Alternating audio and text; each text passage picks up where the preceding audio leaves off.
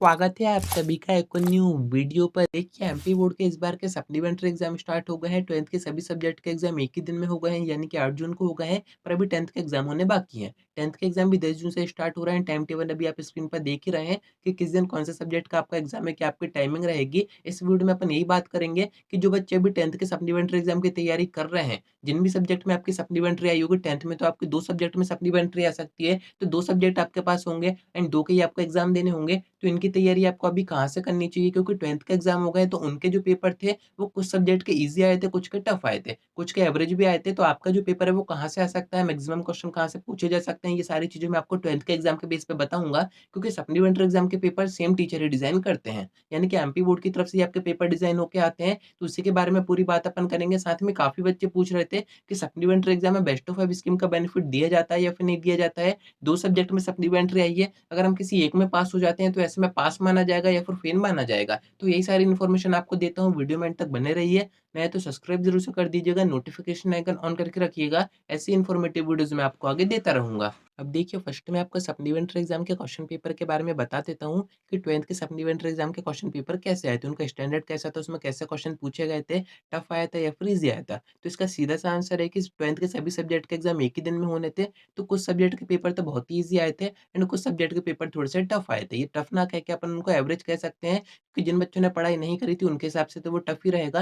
तो आपके साथ भी ऐसा हो सकता है, क्योंकि 10th में भी आपको 2 सब्जेक्ट के सप्लीमेंट्री एग्जाम देने हैं एंड इतने सारे बच्चे हैं, सभी के डिफरेंट सब्जेक्ट के एग्जाम हो सकते हैं। तो हो सकता है कि कुछ सब्जेक्ट के पेपर आपके काफ़ी ज़्यादा ईज़ी आ जाएँ एंड कुछ के थोड़े से टफ आ जाएँ। टफ ना कह के उनका एवरेज अपन कह सकते हैं, पर यहाँ पर मैं आपको एक और सोर्स बताऊँगा जिससे कि मैक्सिमम क्वेश्चन रिपीट हुए थे, जो कि 12th के एग्जाम में भी देखा गया था एंड आपके एग्जाम में भी सेम चीज़ होगी। क्योंकि आपके जो पेपर है वो भी एमपी बोर्ड की तरफ से डिज़ाइन होके आ रहे हैं एंड 12th के पेपर भी एमपी बोर्ड की तरफ से डिज़ाइन होके आए थे। एंड एक इम्पोर्टेंट चीज़ मैं आपको बता देता हूँ, आपके जो क्वेश्चन पेपर है वो सेट में आ सकते हैं, क्योंकि 12th के पेपर भी सेट में आए थे। वैसे तो सप्लीमेंट्री एग्जाम में सेट में पेपर आते नहीं है, पर इस बार देखा गया कि 12th के सभी पेपर सेट में आए थे, यानी कि ए-बी-सी-डी करके आए थे। तो आपके 10th के जो क्वेश्चन पेपर आएँगे वो भी सेट में आने के चांसेस हैं। हो सकता है सेट में आ भी जाएँ, ना भी आएँ, पर उससे कोई फ़र्क तो पड़ता नहीं है, क्योंकि सेट में आने से होता क्या है, बस क्वेश्चन ऊपर-नीचे होते हैं, बाकी क्वेश्चन रहते तो सेम ही है। बाकी देखिए चीटिंग की बात यहाँ पर कर रहे हैं तो 12th के कुछ सेंटर पर चीटिंग हो गई थी। थोड़ी बहुत चीटिंग टीचर ने करवा दी थी या फिर बच्चों ने आपस में की थी, क्योंकि ज़्यादा स्ट्रिक्टनेस इसमें होती नहीं है। तो अगर आप परेशान हो रहे हैं, आप डर रहे हैं एग्ज़ाम से कि हम पास हो पाएँगे, नहीं हो पाएँगे,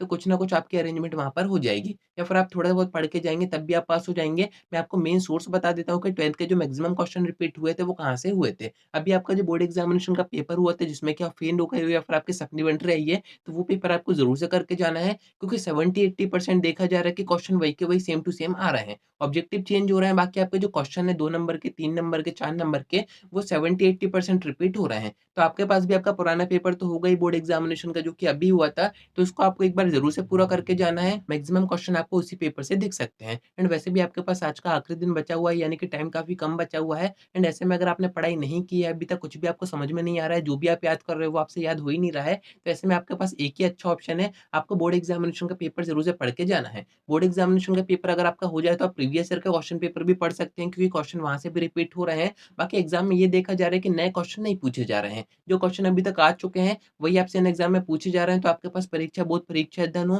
तो उसका आप ऑब्जेक्टिव कर सकते हो। उसमें जो क्वेश्चन के ऊपर ईयर दिया रहता है, उनको आप ज़रूर से पढ़ के जा सकते हो। ऐसे क्वेश्चन मैक्सिमम फँसने के चांसेस होते हैं। बाकी अगर आपको इम्पोर्टेंट क्वेश्चन चाहिए किसी भी सब्जेक्ट के, तो आप मुझे टेलीग्राम पर कॉन्टैक्ट कर सकते हैं। मैं आपको अपनी आईडी डिस्क्रिप्शन में या फिर कमेंट में पिन कर दूँगा। आप मुझे मैसेज करेंगे, मैं आपको पीडीएफ प्रोवाइड कर दूँगा। उसको पढ़ के भी आप बड़े आराम से पास हो जाओगे। बाकी अपनी तैयारी करते रहिए, आज का आपके पास टाइम है उसको अच्छे से यूज़ कीजिए। जो इम्पोर्टेंट चीज़ें मैंने आपको बताई हैं, आप अपना जो पढ़ाई कर रहे हैं वो तो करते रहिए, पर बोर्ड एग्ज़ामिनेशन का पेपर और प्रीवियस ईयर के क्वेश्चन पेपर ज़रूर से पढ़ के जाइएगा। आप बस इतना करने से ही पास हो जाओगे। बाकी एट द एंड मैं आपको बेस्ट ऑफ 5 स्कीम के बारे में बता देता हूँ। काफ़ी बच्चे पूछ रहे थे, काफ़ी बच्चे कन्फ्यूज़ भी हो रहे थे कि best of 5 scheme supplementary exam में एक्टिव रहती है या फिर नहीं रहती है। तो देखिए इस पूरे सेशन में बेस्ट ऑफ 5 स्कीम एक्टिव है, नेक्स्ट सेशन से ये जो स्कीम है वो परमानेंट बंद हो गई है। तो अभी आप ये जो एग्ज़ाम दे रहे हो सप्लीमेंट्री के, 10th में अगर आप हो तो आप किसी 2 सब्जेक्ट के एग्ज़ाम दे रहे होगे, तो अगर आप किसी एक में भी पास हो जाते हो तब भी आपको पास ही माना जाएगा। यानी कि आपका जो रिज़ल्ट है वो पास का ही आएगा, आपकी जो मार्कशीट है वो पास की बनेगी। अगर आप दोनों में पास हो जाते हो तो और ही अच्छी बात है एंड कोशिश यही कीजिएगा कि दोनों में आप पास हो जाओ। इससे आपका जो परसेंटेज है वो इम्प्रूव हो जाएगा। बाकी अगर किसी कंडीशन से आप एक सब्जेक्ट में पास नहीं हो पाते हो एंड एक में पास हो जाते हो, तब भी आप पास ही माने जाओगे। यानी कि बेस्ट ऑफ 5 स्कीम का बेनिफिट आपको दिया जाएगा। तो अपनी तैयारी करते रहिए। कॉपी रिप्रेजेंटेशन और एग्ज़ाम में क्या मिस्टेक आपको नहीं करनी है, उसके ऊपर मैं वीडियो कवर कर चुका हूँ, उसको भी ज़रूर से देखिएगा। बाकी अपना जो एडमिट कार्ड है उसको प्रिंट करवा के ज़रूर से रखिएगा, आपको एग्ज़ाम सेंटर पर उसकी ज़रूरत पड़ेगी। तो उम्मीद है कि आपको सारी बातें समझ में आ गई होंगी। आज के वीडियो में इतना ही। कोई डाउट आता है कमेंट करके पूछ सकते हैं या फिर आप मुझसे इंस्टा पे डीएम करके बात भी कर सकते हैं।